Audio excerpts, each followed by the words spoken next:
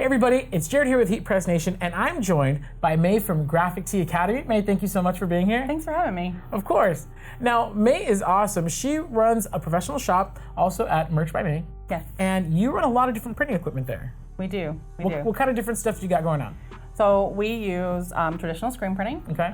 We also use like heat transfer vinyl, as well as direct garment and sublimation. You have a full screen printing setup, but you also have a heat press in your shop.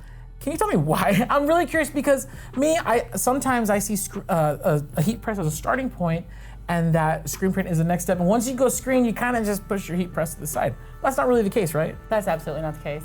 Not okay, at all. So why do you still have both? Okay, so, and I think we have to understand again that there's not always just one perfect method, right, for making a shirt, of course. right? Okay, But yes. there's so many uses for screen printers to have a heat press, and whether that's because you're doing maybe individual numbers and letters, doing heat transfer vinyl for teams or schools, right? Because it's personal, it's one-off.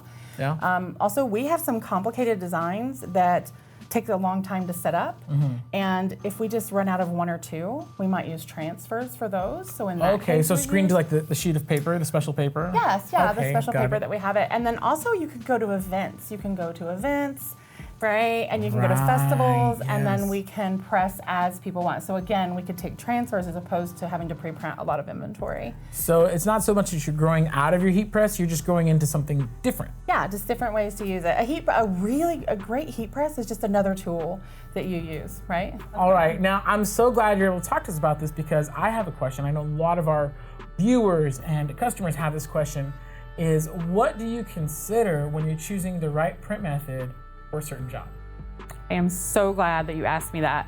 So it's really important. There's not one size fits all when it comes to decorating. You really want to look at what your design is made up of, comprised of, the quantity, and then also the substrate you're printing on.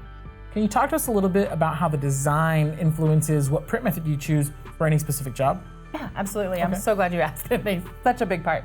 So when we're considering design, we're going to look at the number of colors, also if there's intricate details versus bold graphics, and then if there's been any use of negative space versus one solid graphic. Gotcha, and so just taking number of colors, for example, like if something has 10 colors, like how's that going to play into your choice?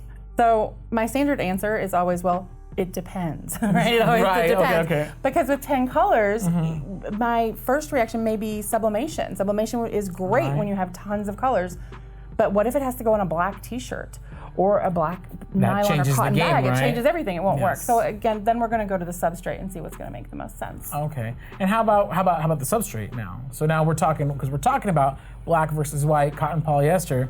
What other substrate considerations do you want to make? Well, so then a lot of times it depends on your customer. So maybe you're creating shirts for someone that is on an athletic team. Well, they know their substrate is set. So then we base the decoration method on the substrate, and we might modify our design. For someone else that already has a design they know they want, then we would modify the substrate to work what's going to work best with the design. Okay, so design and substrate are really like playing together. They're really closely intertwined, I guess you'd say. Right. Now, how does quantity play into this? It's their cousin. They're right there. Okay, They're cousins. They're all related, and quantity also matters because if I have a single color design and a polyester substrate, I might say, oh yeah, well definitely we should just do screen printing with that. But if somebody only wants two, then no, that's not going to be the best method. Right. So you're also going to base your decision on the quantity, and that's why it's so important to understand all the different methods. It sounds to me like there's not a single, even though in your shop you have lots of different stuff going on, there's not a single print method that you're using for everything. That's exactly right. There's never a single method, and it's really important that you're looking at each job independently so that you can produce the highest quality product for your customer as well as the best margins for you. Because I don't want to work for free. Right, me either. Working for free. Well, hey, awesome. Thank you so much for taking time to answer my questions today. So and questions with me. We'll see you around. Thanks.